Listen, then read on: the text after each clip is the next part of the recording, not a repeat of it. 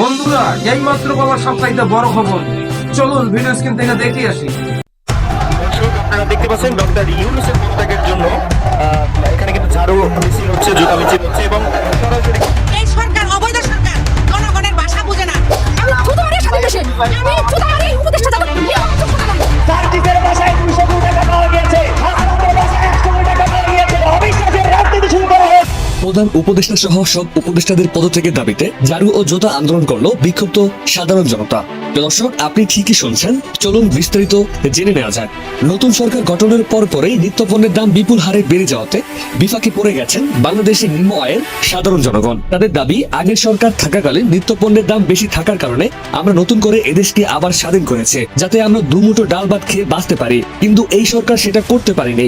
আগের সরকার থাকাকালীন যেরকম আমরা না খেয়ে থাকতে হয়েছিল, এই সরকার আসার পরে সেরকমই আমাদেরকে না খেয়ে থাকতে হচ্ছে। তাহলে আমরা এই দেশ স্বাধীন করে কি পেয়েছি? তাহলে তো আগের সরকারই ভালো ছিল। আমাদের কি প্রয়োজন ছিল এত ভাই রক্তের বিনিময়ে এই দেশ স্বাধীন করো? হাসিনার সময় অনেক দাম ছিল, আরো অনেক সবাই হস্তা করে দিছে। হাসতা করে খাইতে পারি স্বাধীনতার গোষ্ঠী গিলাই স্বাধীনতা, এটা স্বাধীনতা বলে?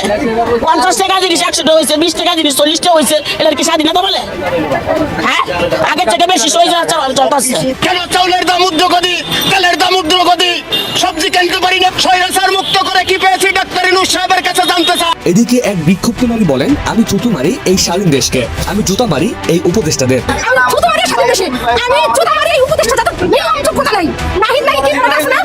আসি কথা চাইছে, আসি পরে আমি জুতা মারতে ইচ্ছা করে, একদম জুতা যদি আমি কখন লাইভ হয়ে থাকি, এই স্বাধীন বাংলাদেশকে মেরে জুতা মেরে তারপর আমি দেশ থেকে যাবো বা মরবো। আমরা আগেই ভালো ছিলাম, ওই আবার শেখ হাসিনার আইন আবার বহানো দরকার, ওনারা দিয়ে দেখান দরকার দেশকে আমরা চালাই। দেখো একবারে স্বাধীন করে উল্টে গেছে দেশের কিছু কিছু দেশের লিগে মাত্র 10-15টা মানুষের লিগে আজকে দেশের এই অবস্থা।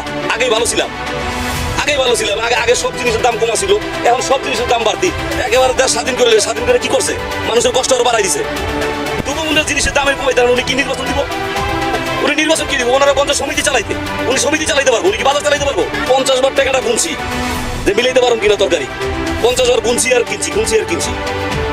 এইভাবে কি বাজার করা যায়? 2 ঘন্টার উপর করতেছি, এত দাম যে জায়গায় যায় 120 টাকা, 100 টাকা, 150 টাকা সব কেজি। কেমনে কিনো?